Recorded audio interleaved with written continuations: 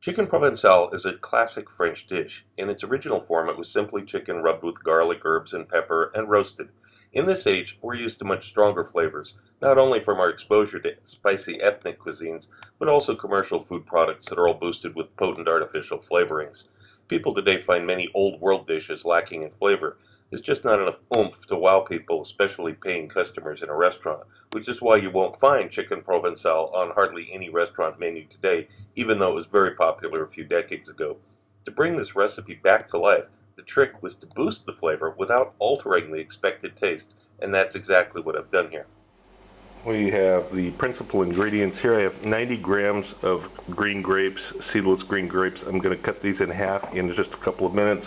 The Madeira wine, the vinegar, sherry vinegar, rosemary, dried rosemary, grains of paradise.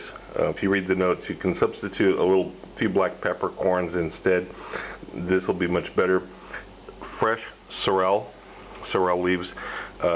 You don't have to use these. It's really nice though. It's going to be a really nice touch. It's going to add this kind of complex citrusy flavor you probably never tasted before, because I know sorrel is not very popular in general, but this is, and I rarely use it myself, rarely, but this is one application where this is going to be really good. Pea flour. Now, I also said you can substitute regular all-purpose white flour.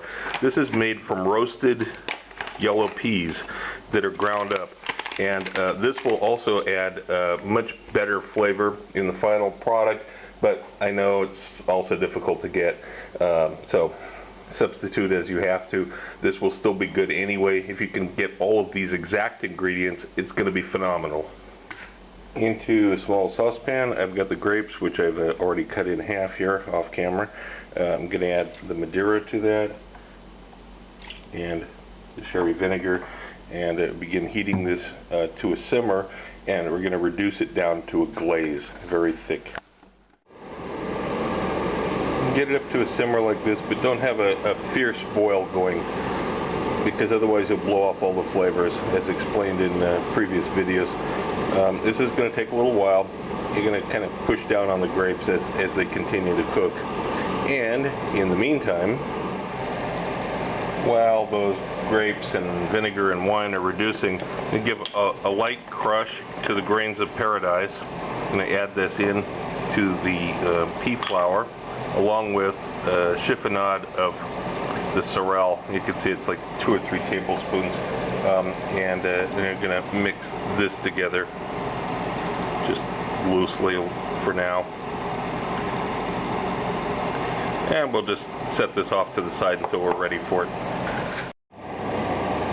Here's what it looks like after about 10 minutes. Crushing the grapes down a little bit as you stir it each time, once in a while. It's not thick enough yet, of course. It's still a lot of liquid in there. I'm going to continue reducing it. This is about 16 minutes. Now it's starting to get quite thick. There's not a lot of liquid left.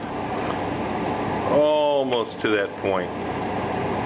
Almost. We're going to give it just another minute or 2 here. It's important to call it off before it actually dries out completely and begins to burn. The less moisture you have here, the easier it's going to be to dehydrate it the rest of the way, but you don't want to actually burn it. So I'm going to call this done. Now I'm going to add that pea flour that had the grains of paradise that were crushed and the sorrel. Add it to this. You can also turn off the heat, by the way, on the pan now. And stir this into this kind of lumpy, gluey mass here. You'll see what happens next. Okay, I've scraped it out into a baking sheet here, small one, and this lumpy, gloopy mess is going to go into the 90-degree Celsius oven with fan assist on. It's going to take about 2 hours to cook in all, but we're going to stir it about every 30 minutes. Here's what it looks like after the first 30 minutes. It's a lot of moisture. It's starting to dry out a little bit on the bottom, but obviously it's a long ways away from being dry yet. Give it a little stir like this, scrape it up, and back into the oven it goes. here's what it looks like after another 30 minutes. Starting to dry out. Mix it around a little bit and put it back in the oven. Same routine. This is the third time. It's been drying now for an hour and a half in all. Scrape it up a little bit at the bottom. Now this is pretty hot. You might need to let it cool for a couple of minutes before you do this, but you need to get in here now with your fingers and actually break this up some. The more you do this, the better it'll be in the end. Break up any sticky lumps that you can.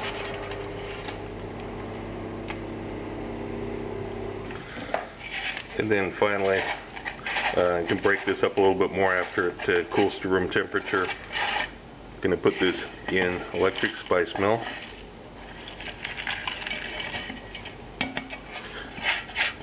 Crumbs here on the bottom to brush in, along with a teaspoon of coarse salt, the dried rosemary.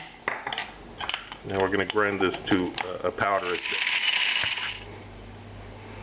and store it in a glass jar like this. We're going to use quite a bit of this with the chicken, but obviously not all of it.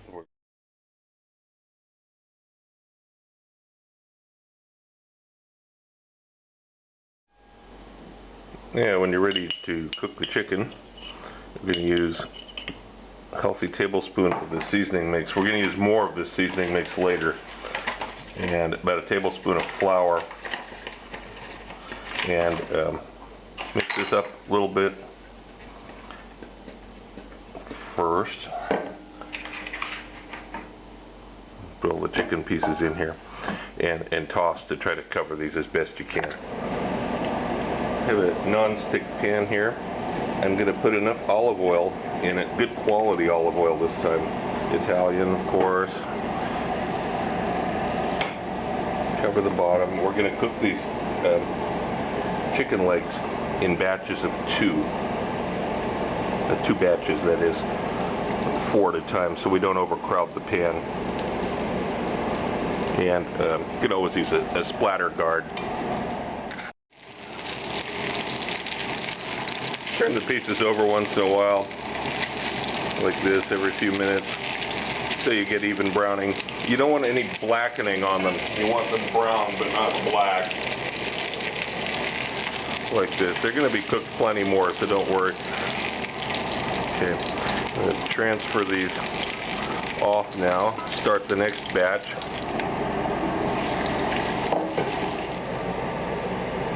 This is the time when you get the other ingredients ready. You got half a lemon, slice it up, remove any seeds that you see. You don't want seeds in the final dish. About 10 shallots, peeled, small ones. Head of garlic, broke up into cloves, peeled of course, and the vermouth. You can see my notes at the beginning of this video on the vermouth. And now we're ready. The chicken's been browned. We're ready to go on to the next stage. So I have returned the brown chicken pieces into the same bowl. I'm going to sprinkle over a little bit more than a tablespoon of this same seasoning mix we made at the beginning. First we're going to coat it with this. And then we're going to use the French herb mix. I'm actually using a purchased one, a very rare thing for me to do. But in Russia, one of the key ingredients you need for this is savory. You can't buy savory. It doesn't exist fresh, it doesn't exist dried. The only way to get savory is in a packaged mix along with some other herbs. So I have to give in. If I could possibly do this, make my own herb mix for this, I would, but there's just no way to get savory. So here we have the chicken that's about to go into the pan, as you'll see in just a second. Into the roasting pan. The reason why it's a little bit moist here is because when I was cooking the chicken, I put the first batch of cooked chicken into this pan, so there's a little bit of moisture, a little bit of oil here in the bottom. I put the garlic and shallots in there. We're going to position this chicken. We're going to put the pieces of lemon in here.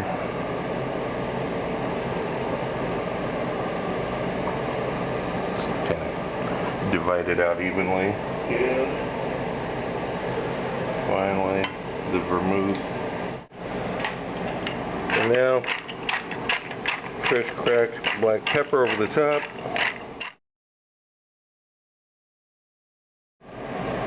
And it goes into the oven.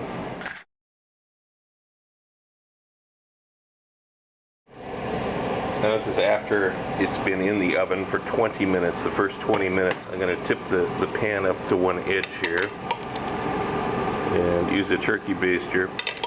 Try to get some of the juices spread back over the top of each piece of chicken like this. And then after that, it's going to go back into the oven for the remaining time.